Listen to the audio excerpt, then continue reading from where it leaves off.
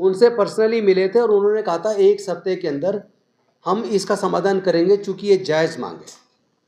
और उधर रामदास अठावले जी वहाँ पहुँचे, महाबोधि महाविहार धरना स्थल पर पहुँचे और उन्होंने भी आश्वासन दिया कि मैं नीतीश कुमार जी से मिलूँगा, राज्यपाल जी से मिलूँगा, इसका समाधान कराएंगे।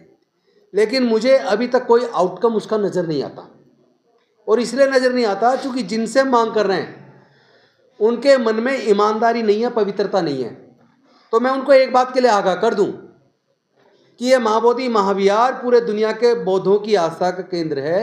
इस महाबोधि महाविहार पर तथागत बुद्ध को बोधि प्राप्त हुई थी, और वहाँ जिस तरह आप ऐसे काम कर रहे हैं, ऐसे आयोजन कर रहे हैं जो बुद्धिज्म के खिलाफ है, जो अंधविश्वास पाखंडवाद को बढ़ावा देते हैं। अगर कोई आपके जो मंदिर है, कृष्ण के मंदिर है, राम के मंदिर है, अगर कोई उस मंदिर में जाके कोई नमाज पढ़ना शुरू कर दे, या कोई चर्च का पादरी कोई आके वहाँ अपनी प्रेयर शुरू कर दे, तो क्या आप उसको स्वीकार करेंगे?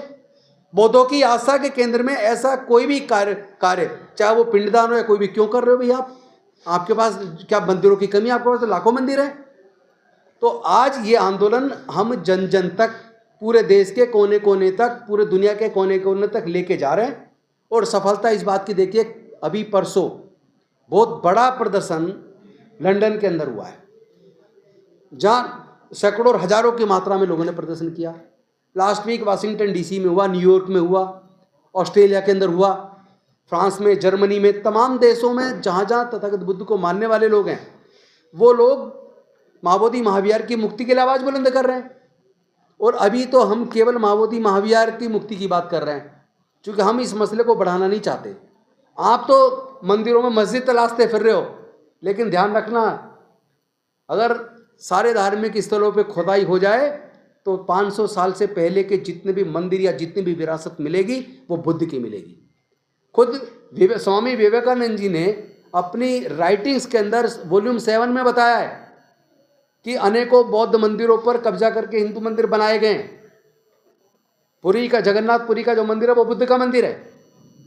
और हमारे खुद के जो लोगों ने जो रिसर्च किया है, उस रिसर्च में पाया है। आपको पता होगा, जब आदरणीय नरेंद्र मोदी जी मुख्यमंत्री थे गुजरात के, तो सोमनाथ टेम्पल के नीचे खुदाई शुरू की गई थी आर्कियोलॉजिकल सर्वे ऑफ इंडिया के द्वारा।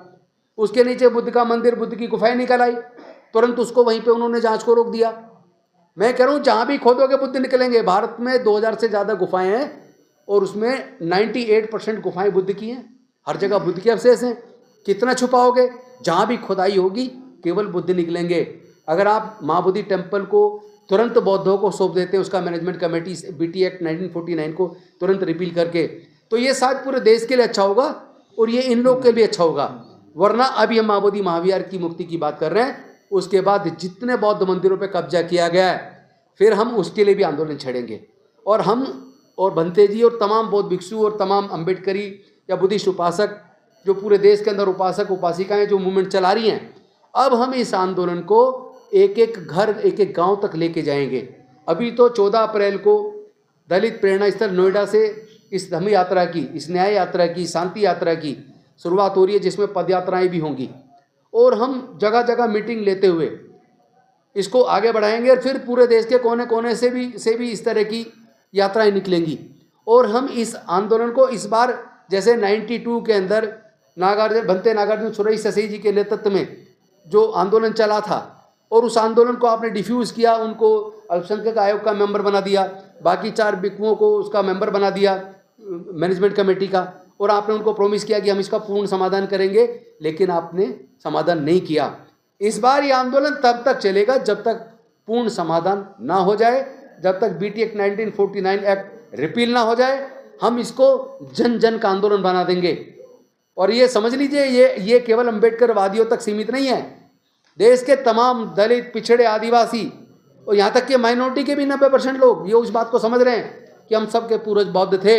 यानी भारत में 90% लोगों के पूर्वज बौद्ध थे। तो ये 90% लोगों का आंदोलन बनता जा रहा है। एक एक गांव तक, एक एक घर तक, एक एक परिवार तक इस आंदोलन को लेके जाएंगे। राजनीति अपनी जगह, हम राजनीति से ऊपर उठ के, क्योंकि ये हमारी सांस्कृतिक विरासत का मसला है, ये हमारे मान सम्मान और स्वाभिमान का मसला है, तो हम अपनी सांस्कृतिक विरासत को पूर्ण मुक्ति तक अब रुकने वाले नहीं हैं। और एक तरफ सर्वोच्च न्यायालय के न्यायाधीश जजमेंट दे रहे हैं आस्था के आधार पे, तो हमारी आस्था की कोई कदर नहीं है क्या? तुम्हारी आस्था आस्था, हमारी आस्था आस्था नहीं है।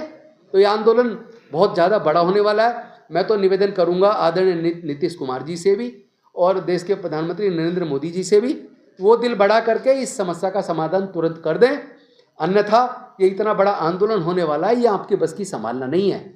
इससे पहले कि इतना बड़ा आंदोलन हो जाए, मैं आपसे निवेदन कर रहा हूँ इसका समाधान कीजिए, तो बात यहीं तक शांतिपूर्ण तरीके से निमट जाएगी। क्योंकि हम बुद्ध को मानने वाले हैं, उस बुद्ध को जिसने दुनिया को शांति मानवता का संदेश दिया, जिसने समता, स्वतंत्रता, बंधुता, न्याय, प्रज्ञाशील, करुणा और मैत्री का संदेश दिया।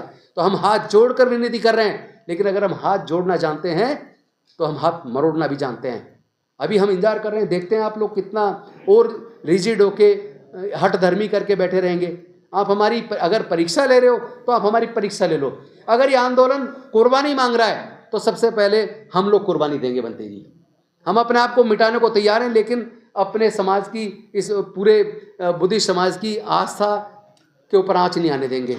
हम इसको मुक्त कराने तक रुकने वाले नहीं है। आंदोलन घर घर तक हम लेके जाएंगे।